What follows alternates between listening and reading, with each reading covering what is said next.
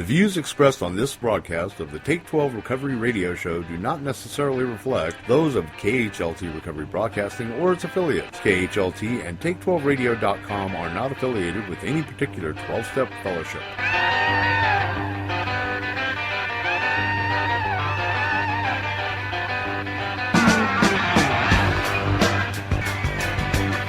Remember me, I'm the one down on the floor,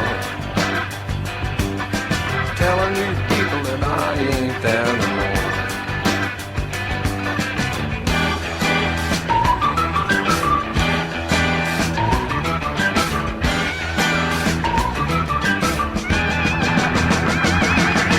Calling and screaming, just about to lose my mind. Welcome to Walking Through the Big Book with Chris Schroeder and Monty Meyer.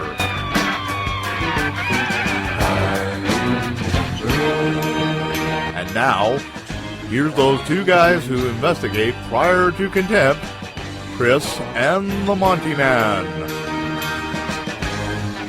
And there you are, my friends, my recovery type-like family, brothers and sisters in the program, out of the program, perhaps needs to be in the program. I don't care why you've tuned in. I'm just glad you have. Welcome to Walking Through the Big Book with myself and, of course, Chris Schroeder, who is on the phone from back east. And we just love doing this and bringing this to you every week. It is so rewarding, especially to know that there is quite a few of you who have emailed us, and actually some groups that get together and listen to this too as well, right, Chris?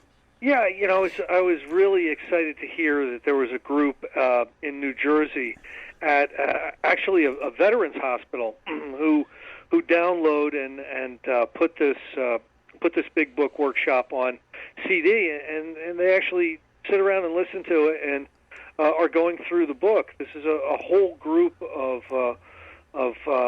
people who are in a recovery program in a VA hospital. So it's always exciting to hear when people are actually listening and actually participating. It makes all this worthwhile. Yeah. So I just want to give a shout out to those guys. Thank you for tuning in and downloading this and so forth and so on. Best of God's serenity for you as you go through the big book. Well, we have we're into step 10 now. Do you want to do a little review before we start that? Absolutely. Monty, we've made clear probably 100 different times in this workshop just how important it is to engage in the recovery process. One of the things that is incredibly difficult for people to do is to just stop drinking or stop doing drugs. And so many people think that, abstinence is the answer. And for a whole group of people, abstinence is not enough. What happens is their attitude within abstinence tends to deteriorate over the course of time. And what happens is they end up picking back up, and relapse is a huge component of addictive illness. Unfortunately, it doesn't need to be, but currently it is. And like even if you look up alcoholism in any of the clinical definitions, it's basically described as a chronically relapsing condition. And Monty, what you and I are about we're about taking people away from a chronically relapsing condition. You don't need to chronically relapse. If you're listening to this podcast and you've had a tough time, you've been in and out of 12-step fellowships, you've been in and out of treatment centers or detoxes, and you just can't seem to stay separated from drugs or alcohol, there is a way, and there's a very, very significant answer in the 12-step process. The 12-step process has been designed for you specifically, especially the relapser or the person who has a tough time separating from drugs and alcohol. And what we've done is, over the last 20 or so shows, we've gone through the first 9 steps. And the first 9 steps bring us up to making direct amends to the people or institutions who we've harmed through the application of our character defects in our lives. And that's a very, very important part of the recovery program, becoming responsible for some of the behavior that you've had in the past, some of the harms that you've caused in the past. And it's directly proportional to your ability to be able to stay clean and sober moving forward, how well you apply these steps, how fearlessly and thoroughly you take these steps. But we've looked at the problem, in step 1. We've looked at the solution in steps 2 and steps 3. We've looked at how our addiction is showing up in our lives in steps 4 and 5, and we've become ready to move away from that the way we behave and show up in life in steps 6 and 7. And in steps 8 and 9, we take responsibility for the things we've done in our past, and that brings us to step 10 tonight. All right, and we are, of course, in the book Alcoholics Anonymous, affectionately known as the Big Book. And what are we on, page 84? Yes, we're about halfway down the page on page 84. The last thing that we read were the 9th step promises. And again, we made very, very clear last week, if you want the 9th step promises, do the first 9 steps. That's right. You're not going to get it by sitting in the meeting hoping to get those promises through osmosis, and you're certainly not going to get them by sharing all the drama in your life. I don't know what promises you actually get by sharing your drama. Do you, Monty? I think you get the promise of more stress. I think you get the promise of people avoiding you at the meeting. Oh man! But anyway, the last paragraph was: are these extravagant promises? We think not. They are being fulfilled among us, sometimes quickly because some people go through the steps quickly, sometimes slowly because some people go through the steps slowly. But they will always materialize if we work for them, and they're pretty extraordinary promises. This thought brings us to step 10, which suggests we take personal inventory. Continue to take personal inventory and continue to set right any new mistakes as we go along. Now, we've learned how to take personal inventory in step 4. We've learned that it's our resentments or our anger, the way fear manifests in our life, and the guilt and remorse that we feel from the harms that we've caused that are directly proportional to our addiction or our alcoholism. And so in step 10, we're being told we need to continue to take personal inventory and continue to set right any new mistakes as we go along. We've learned in steps 8 and especially step 9 how to do that, how to set right any new mistakes that we make as we go along. We vigorously commenced this way of living as we cleared up the past. Now, using that sentence, what I'll do when I'm taking somebody through the steps is I'll get them into steps 10 and 11 while they're making their amends.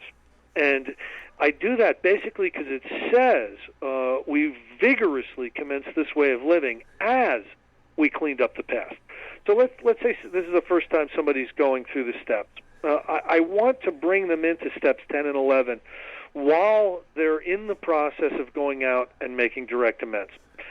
Making direct amends takes a certain amount of power. It's sometimes it's a very, very difficult thing to go and make direct amends to people. We have a lot of trepidation. We have a lot of fear connected with actually going and knocking on somebody's door and walking in and admitting your faults. Sure.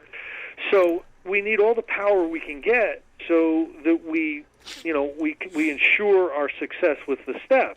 We want to be as fearless and as thorough with step 9 as we can. And sometimes through prayer and meditation, and Monty, you know this as well as anybody, prayer and meditation offers one a lot of power in their life. Amen. So we vigorously commence this way of living as we clean up the past. Now here's an interesting line. We have entered the world of the Spirit. The next, Monty, I gave you an assignment a couple of weeks ago. Here's a new one. The next time you're asked for a topic at a recovery meeting, okay, make the topic. Could everyone here who has entered the world of the Spirit share their personal experience with that. and then see what happens. I would suspect that I would probably get a look on a lot of people's faces that would say to me, "What?" I know I'm getting you in trouble with my home group groups when I'm doing this.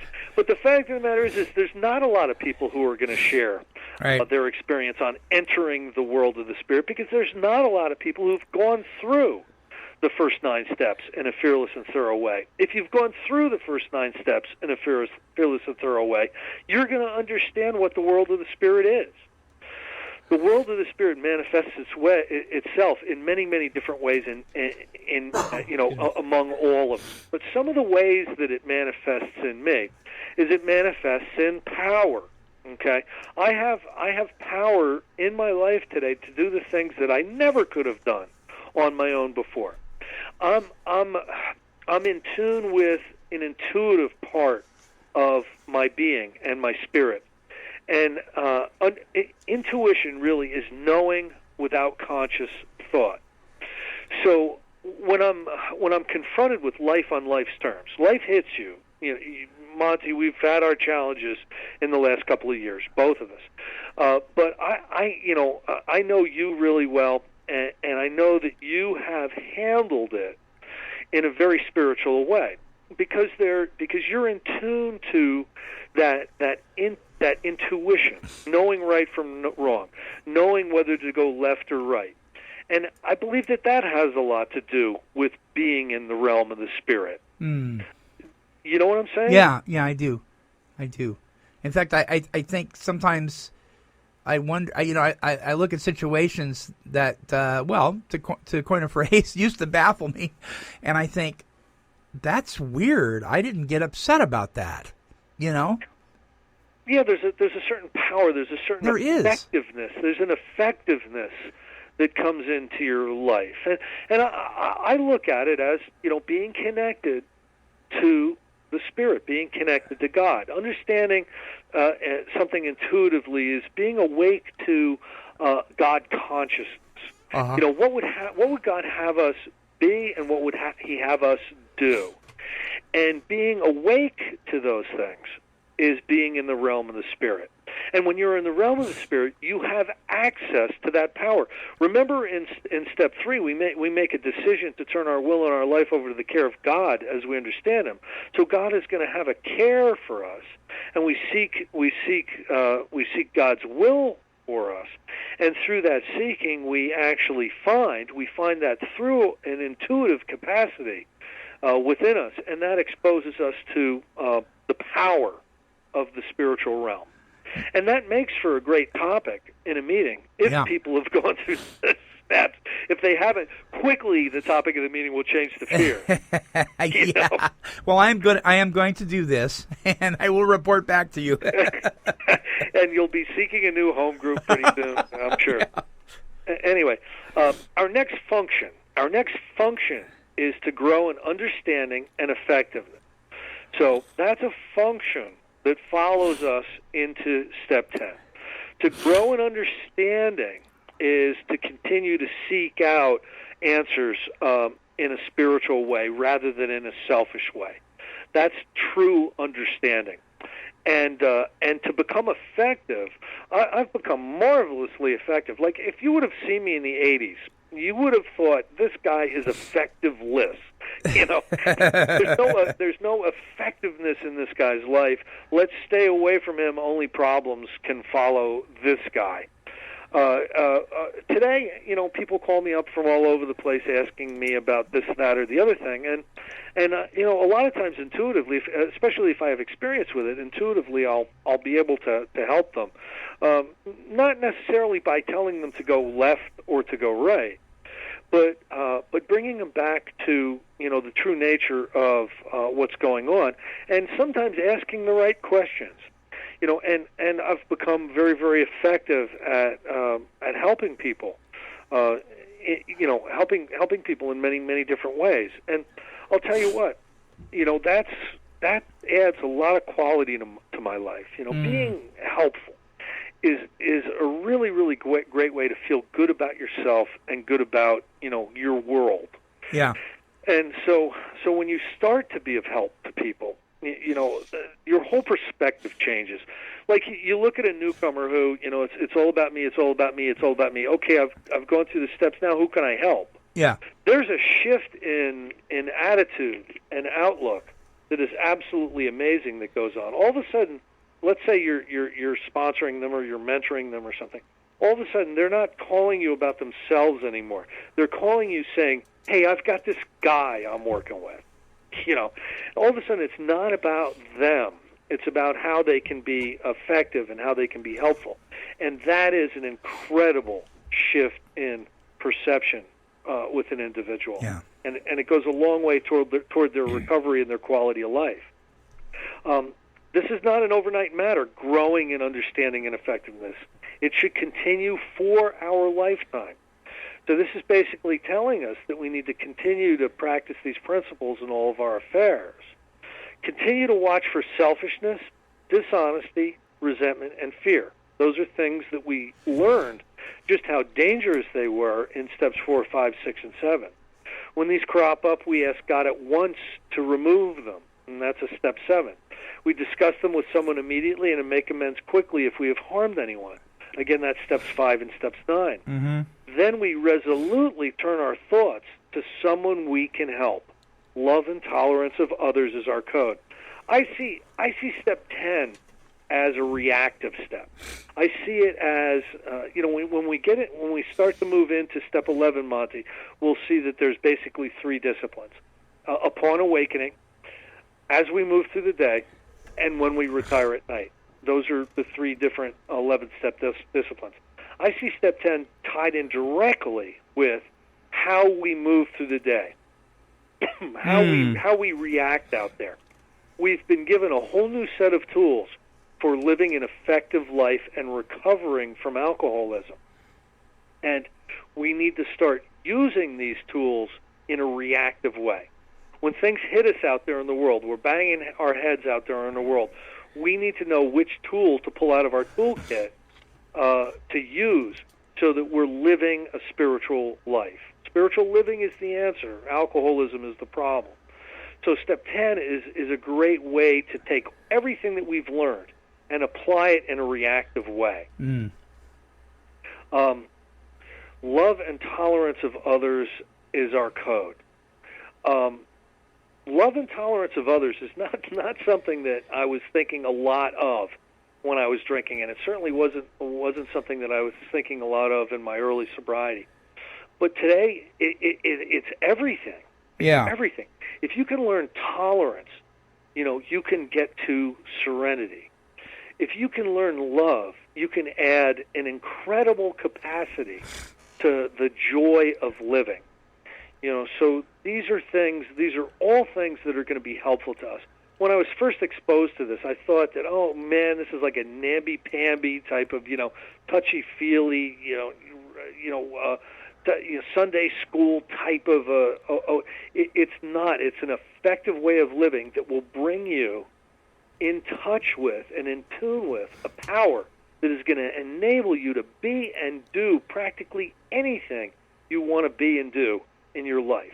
Isn't it interesting that this statement, love and tolerance of others is our code, that it follows that we resolutely turn our thoughts to someone we can help. I mean, because what I'm seeing here is he's saying, okay, we turn our thoughts to someone we can help, but remember that someone that you can help may be somebody that is hard for you to tolerate or hard for you to love. So remember, love and tolerance is our code. So we're not just turning to people we can help that are easy to love, are we? I'll tell you what, the people that ask you for help are usually not the people you would want to ask you for help. They're usually embroiled in an incredible amount of drama and dysfunction. But I'll tell you, when you shift your perspective to what you can get, to what you can give, is when this whole thing happens. I think that's part of the spiritual awakening. All of a sudden, you awaken to the fact that you are not an island, that the whole universe does not revolve around you. Right. That there are are other people out there, and there are ways that you really need to be of help. Absolutely, and again, one of the let's say you're in a 12-step fellowship. One of the saddest things that you'll see is somebody saying, I needed a meeting so bad. Well, when you have a spiritual awakening, it's not like I need to get to a meeting because I need one so bad. It's more like I need to get to a meeting because there's somebody there that probably needs me a whole lot. When you go to give instead of go to get, that's part of the spiritual awakening. Yeah, well said. Here are the 10-step promises, and again, there's a lot of times there'll be topics that'll be on the 9-step promises. They come up a whole lot. Rarely do you hear topics that are 10-step meeting topics. And again, I believe that that's because not a lot of people complete their amends. Not a lot of people are fearless and thorough about, this whole process in their life. But these are some great promises. These really are the alcoholism promises. Now, these are remarkable promises because you have to understand that this book was written for the hopeless alcoholic, the alcoholic that the treatment centers can't help. The treatment centers cannot recover these people. These are the people who go to 12 and 15 treatment centers and continue to drink. They drink on the way home from the treatment centers. That's the type of individual this book was written for. Now, with that in mind, taking that in context, let's look at these promises and just see how just remarkable they are. And we have ceased fighting anything or anyone, even alcohol. We've given up the fight. We're not fighting. We're not fighting anybody. We're not fighting our family. We're not fighting our boss. We're not fighting our neighbors. We're not fighting the Republican or Democratic Party. We're not fighting anything anymore. We're not even fighting alcohol. Remember how you used to fight to try to, like, I'm not going to drink this weekend. It was a struggle. Yeah. And you usually end up drinking, Yeah. For by this time, sanity will have returned. Let me ask you a question, Chris. Yes. Or ask you, could you please let the listeners know that are listening to this that ceasing fighting anything or anyone, even alcohol, is not a justification to go hang around with your stoner and drunken buddies at a brawl? I don't know how that would be. I don't know how you could use that promise to justify, hanging out with the people smoking the dope at the Grateful Dead concert. I don't either, but I hear it. Oh, I can go do anything now. I can go anywhere and do anything, and that includes, spending hundreds of dollars in Las Vegas. And I mean, it just, yeah, but okay, you can go to a wedding where there's drinking. I can do that now. Doesn't faze me. I can go grocery shopping and I can go to the vegetable aisle even though it's across from the beer aisle. Doesn't faze me. And that's all true. But I think some people take this thing to the extreme and it's ridiculous. The scary thing, Monty, is they take the promises literally before they've even got them. Now, let me explain that. There are some promises in here that you can go and you can do anything and you can go anywhere, even to the most sordid spots on earth, even to plain old whoopee parties, which is basically a drinking party. There are promises in here that say that. However, there's a qualification. There's more than one qualification. The qualification basically is your spiritual house in order? Have you gone through these steps? Have you made your amends? Are you working with others? And then the other qualification is what are your motives? What are your motives doing that? Is it a selfish motive? I just want to go and rip some vicarious pleasure out of this event, or is it I'm going there to be helpful? I'm going there to bring and not take. Most of the time, when people get into trouble using those promises literally, they're using them before they've had them. By the time you are free enough to go to a drinking party if you want to, you most likely don't want to. Exactly, and I've said that before. If my spiritual house is in order, Why would I even want to go to that? Unless there's like it's part of a 12-step call. Like, I've Oh, yeah. gone to bars, I've gone into crack houses, pulling somebody out on a 12-step call. Absolutely. That's a whole different thing. But do I go and sit in the crack house to watch somebody smoke crack? I mean, that would be the last thing I would want to do now. The promises have come true to me. Like, again, so many people are two-steppers. They're step 1 and they're step 12 or whatever. And if you don't have the other 10 steps, you're not going to be effective, and it's going to be very, very dangerous for you to do those kind of things. Yeah. Yeah. So again, you can take the step literally when you've taken the step. Don't use pieces of this book as justification for your own selfish behavior. That's a recipe for disaster. Yep. For by this time, sanity will have returned. That's a good promise. Now the sanity that they talked about in the second step, return us to sanity, which is in reference to the strange mental blank spot that happens before we put a drink or a drug in our body. That subtle form of insanity that precedes the first drink. That suddenly hits us and we're drinking and using. Sanity will have returned. We're not going to be susceptible to finding ourselves drunk or high again. Sanity will have returned. We're going to be able to think sanely and normally about those substances. That's a wonderful promise. We will seldom be interested in liquor. We may have drunk dreams. We may even think, boy, today's a wonderful day. I used to just love cracking a beer on a day like today. We may have thoughts like that, but we will be able to follow them through to the conclusion that it's too bad I can never put alcohol in my body again. It's too bad I cannot handle drugs and can't do them. I mean, we'll be able to think the thought through. A lot of people say, think the drink through. You hear that all the time. Uh-huh. You can't until you're on step 10. Yeah. Okay? Right. That's not a useful deterrent. That's not a defense against drinking. Thinking the drink through is not a defense against drinking until you've completed the first 9 steps and you're on step 10. You hear so many things in the meetings that you can't apply. And that's one of them. Yeah. Keep your memory green. You can't do that until you're on step 10. So stop telling people to do that and not helping them through the first 9 steps. Mm-hmm.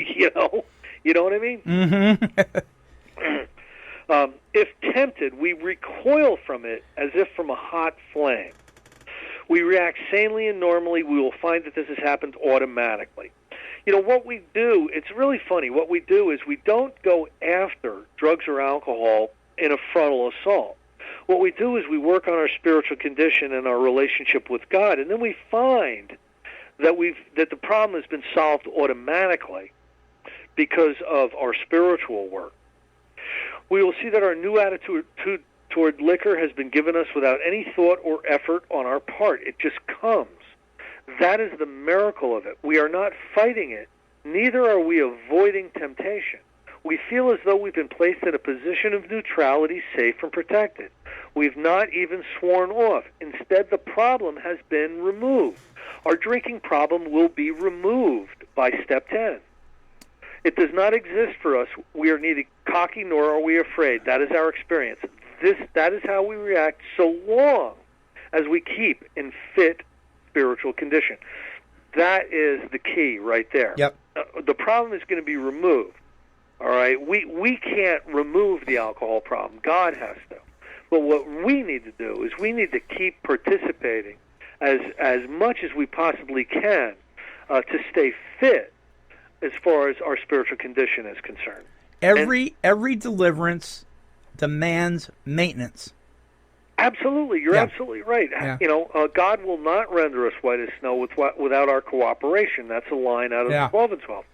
How then shall we cooperate? We need to cooperate by maintaining our spiritual condition. That's something that we can do. God will give us power to do that if we ask.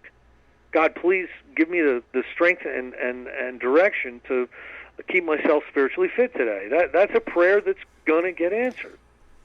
It has in your life, hasn't it? Oh, absolutely. Absolutely. And when I read that, every time I read that, it just comes. That just resonates with me because I can't pinpoint the day or time or exactly when it was. I remember my last drink. I can tell you the day and time, but I can't tell you exactly when it happened, when this stuff just doesn't go through my head anymore. I just realized at one point, after I'd worked the steps, it wasn't right away, but I just didn't even think about drinking. It just wasn't an issue. Yeah, it really is. It's the spirit awakening, and once the spirit is awakened, the spirit's not going to let you go back and drink and drug. You can only do that with a spirit that's asleep. Yeah. But because we've lived on self-will, and because we've operated from a very selfish and self-centered foundation, what we've done is we've put our spirit to sleep. And the spiritual awakening is the treatment for alcoholism. It's the treatment for drug addiction. And you can have permanent recovery. You can be permanently recovered from this. There's no cure per se, but being in a recovered state is absolutely possible. Many people are experiencing it today. Mm-hmm. And it's so difficult when you're trying to explain this to people because it's such an experience, and sometimes trying to quantify an experience is a difficult thing to do. When you look at all the statistics out there from professionals in treatment, they've got statistics on how many rats will drink a certain type of heroin drink and what type of. I mean, it's unbelievably how detailed some of this science is as far as the addiction science. However, they've never really been able to do accurate scientific studies on a spiritual awakening. Because it's so difficult to do that because it's an experience. It's not a set of laws, right, or numbers. Right. So when I'm talking to people who are in a treatment center, I do a lot of that. Or when I'm talking to people in a detox or something, it's very, very difficult for me to explain the spiritual awakening. It's very difficult for me to explain what I mean by being in a state called recovered, because it's an experience. And that's one of the most difficult things, I think, today in 12-step meetings. I think today, with counselors, with treatment centers, it's very, very difficult to talk to them about this if they haven't experienced it themselves. You said somebody that's gone through the 12 steps can talk to somebody else who's gone through the 12 steps, and they understand immediately that they're on the same wavelength. They're coming from the same platform. You and I click that way because we've both had the same experiences. We've gone through the steps. We have a deep and effective relationship with God, and we receive the power that you get from that. But talking to somebody who still has a spirit that's asleep is sometimes a very, very difficult thing to do. It's difficult to connect with them.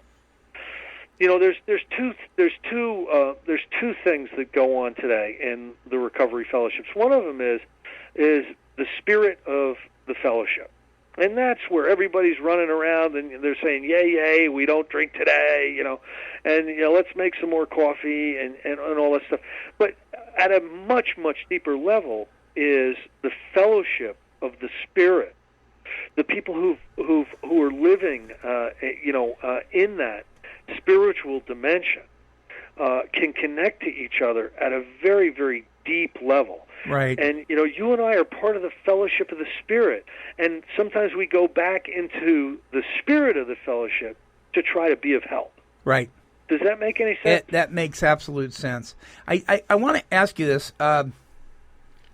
I'm jumping ahead just a little bit here, but when you gave me the assignment to go ask what recovery meant of folks in the meeting, one of the things that I've done, and I've done it for a while, is when I introduce myself as a recovered alcoholic. I've done that for a long time, and lots of people use all sorts of ways of introducing themselves. That just happens to be mine. We've talked about before about the controversy of recovering, and all that. But when I asked the question of what does recovery mean, and I had mentioned that I was recovered, a gentleman who's been around for quite a while said, well, that's not true. What we really have is a daily reprieve, contingent on the maintenance of our spiritual condition. And so aren't we mincing words there? Well, some people get confused with the semantics. And, I support every single person. Most of my friends introduce themselves, wherever they go as recovered alcoholics. I personally don't do it, and it's a personal choice on from me, because what I don't want to do is I don't want to shut your mind to anything that I'm going to say. And if you misunderstand what I mean by recovered, you could just not want to listen to any other thing that I say.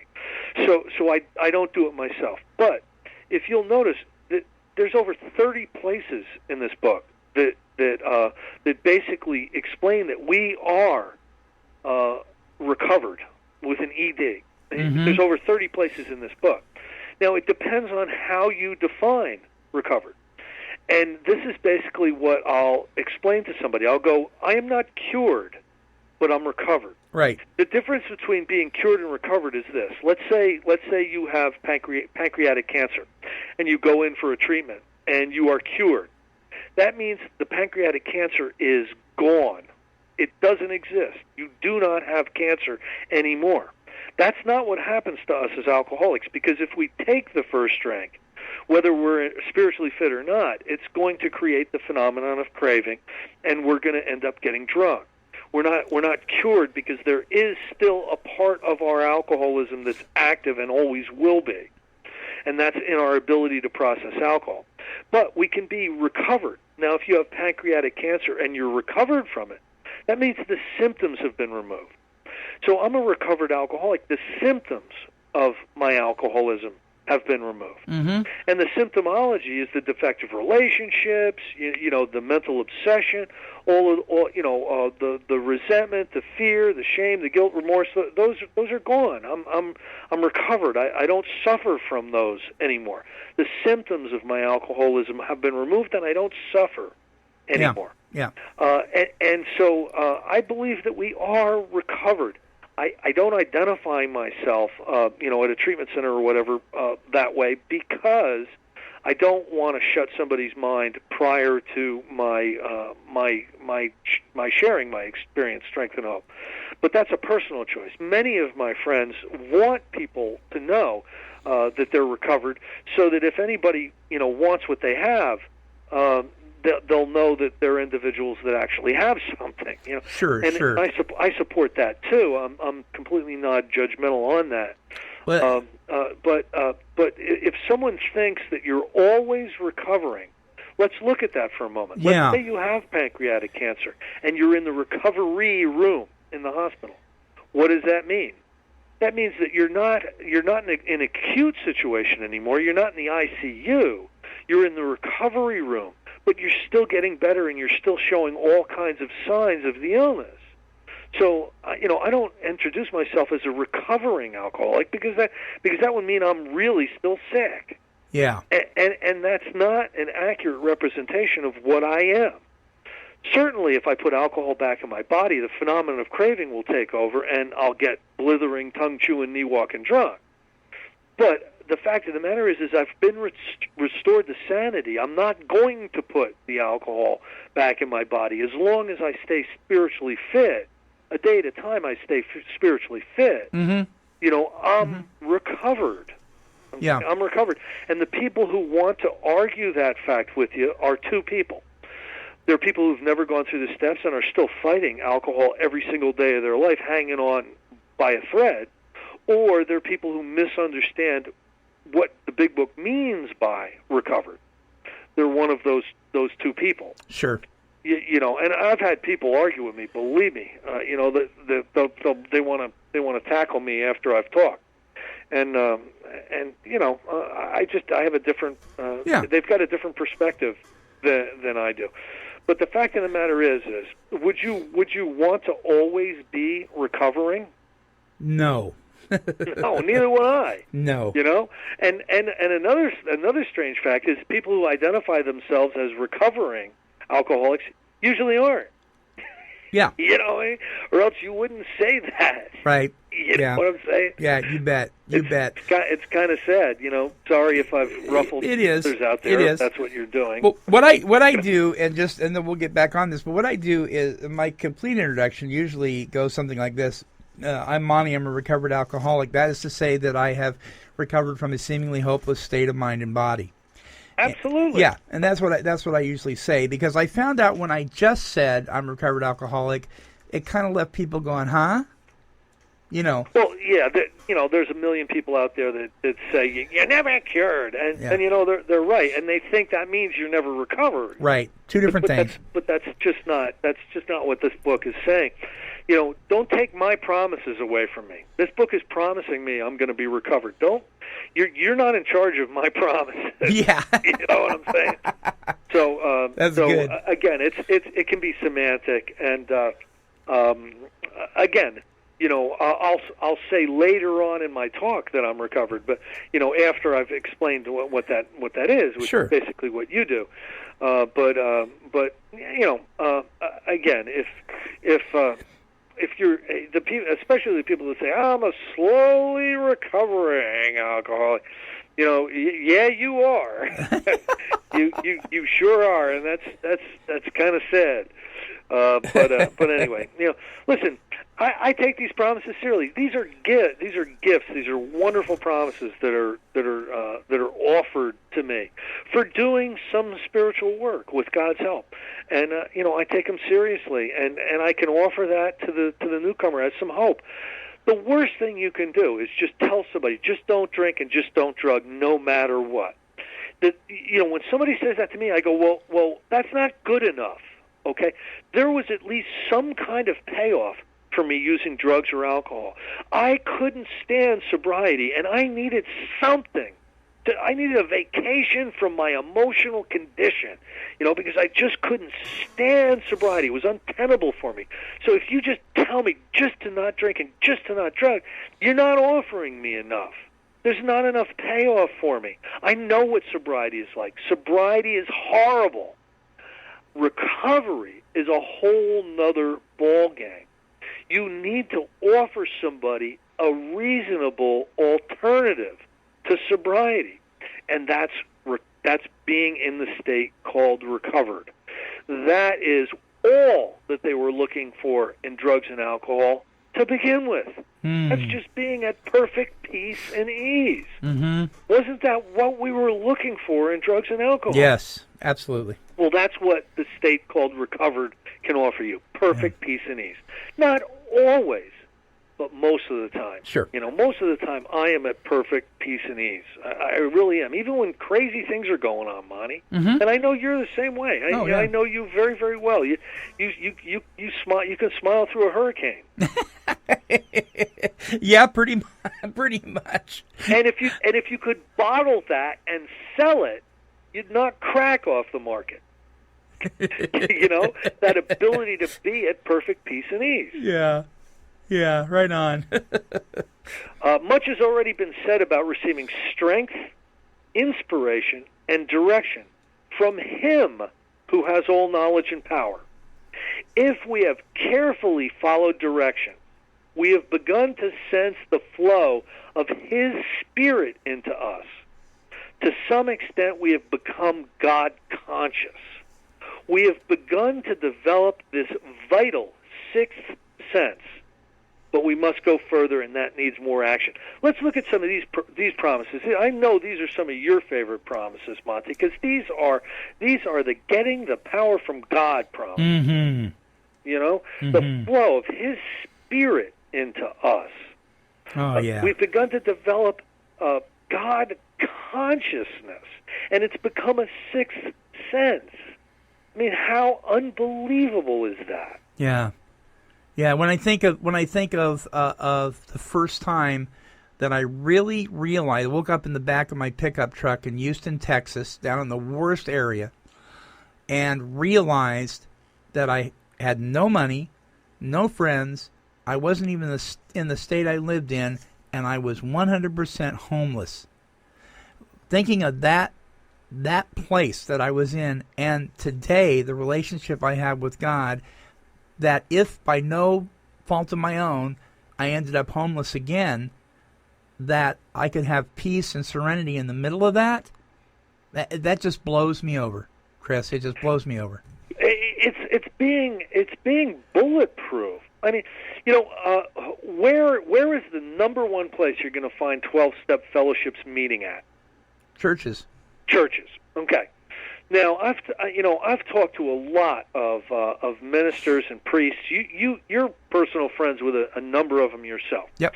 And the basic story I've gotten from them is that they are upstairs and they're basically helping to save the saved. I mean, everyone is saved, and they're talking around. We're being saved. A lot of the work is going on down in the basement to save more souls. Now, listen, if you get to the point in step 10 here, you're pretty much saved from alcoholism. But if you start to feel the flow of God's Spirit into you, become God conscious, and it becomes part of your sixth sense, you start to receive strength, inspiration, and direction from the God who has all knowledge and power. What is that but being reborn? What is that but being saved? Exactly. And these ministers and these priests, the people who host the 12-step meetings for $10 a week, which doesn't even cover the heat, for the room, they do that because they understand some real serious spiritual work is going on in the basement, and they support it. Yep. They support it because they know what's going on, and sometimes we can touch these people who are lost, who are destitute. Sometimes we can touch these people and get them ready to send them upstairs. And my pastor has actually said there's for years there was an NA meeting in the back, and on Friday nights, and he would tell the congregation on occasion, he'd say, "Now listen, I'm going to tell you something. This is not a ministry of Lebanon Foursquare Church, but it is an extension of Lebanon Foursquare Church." And I used to be so impressed by that because he felt so strongly that there was a spiritual thing going on between that meeting back there and what he was teaching folks about God, and that it was joined.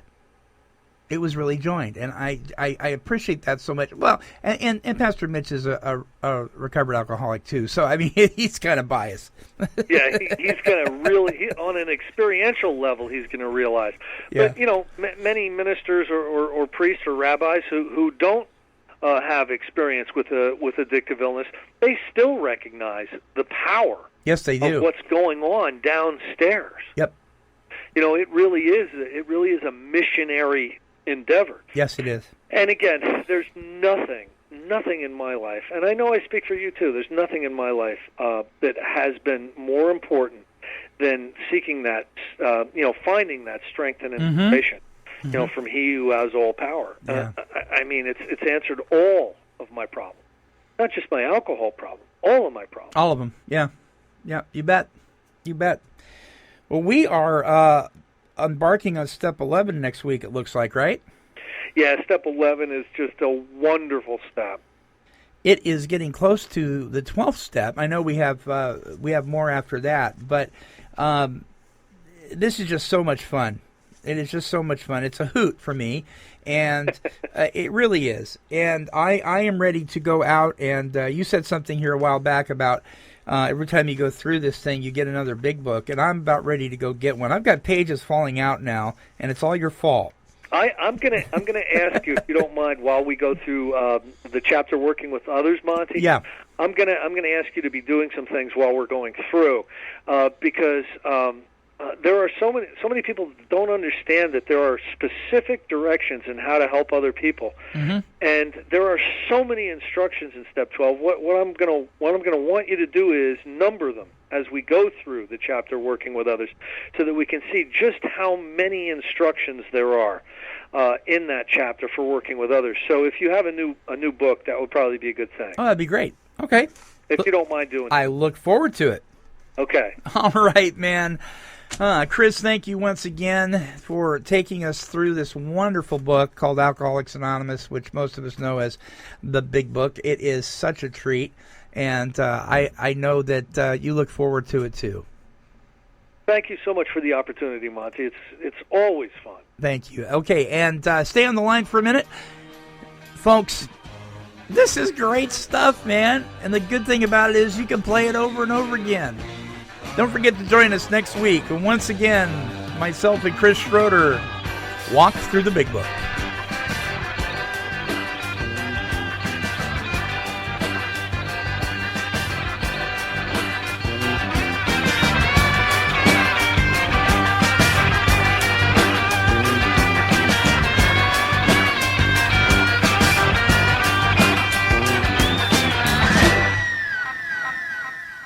This has been a broadcast of KHLT Recovery Broadcasting.